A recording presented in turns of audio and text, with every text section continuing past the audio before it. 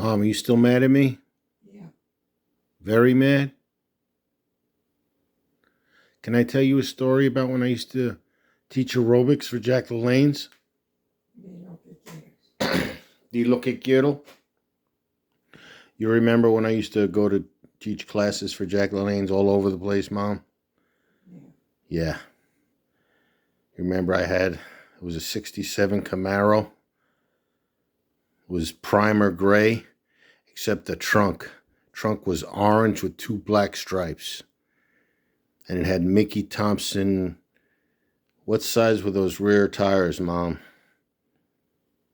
Mickey Thompson, were they 50s? I don't know. They were almost like slicks. I couldn't drive that car in the rain. Although they had perfect treads. There was something about that hard rubber, which just light up. I didn't even have to shift gears. I could spin them at every light, right, Mom?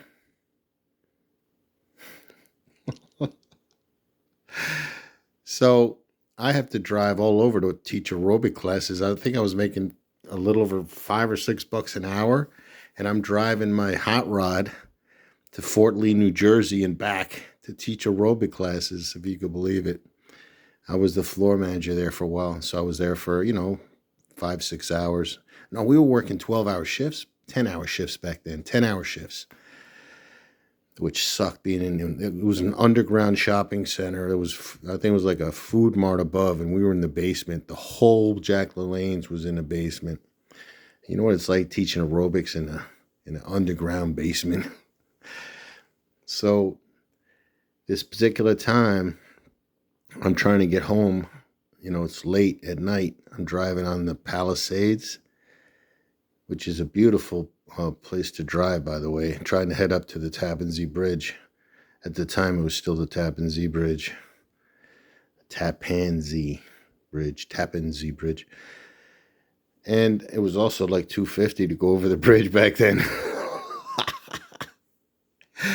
So I'm paying tolls. I'm driving all the way to Fort Lee, New Jersey, because it was too expensive to go over the GW Bridge, because that's exactly where the club was. But I had to take the long way to save $1, which was more gas for me, for a kid making nothing. So I run out of gas. You know how far apart the gas stations are on the Palisades Parkway? They're far apart. So I ran out. But luckily, I made it to the gas station. I'm not an idiot. I saw it coming.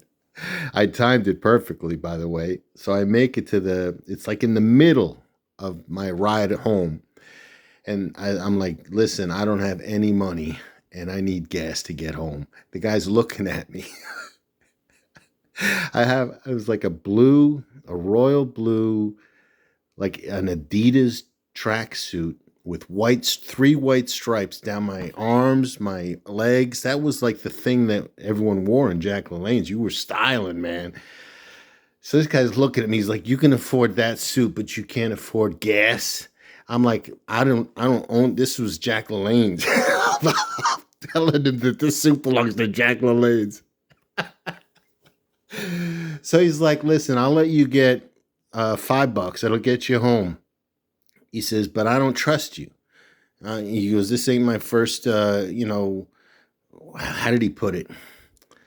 This ain't my first rodeo, is what he told me. I was like, what? What's a rodeo? Is that a hat? A Rodeo Drive? What is rodeo? For whatever reason, back then when I was really young, that's what happened. And then the guy says, the only way you're going to get any gas is if you take your back seat out of your little hot rod. Pop out the back seat, the bottom, the bench, and leave it here. And you go home. I know you're going to come back for that because it's worth a hell of a lot more than $5. And he was right. I was back there with the money the same night. I didn't care. I was and appreciative.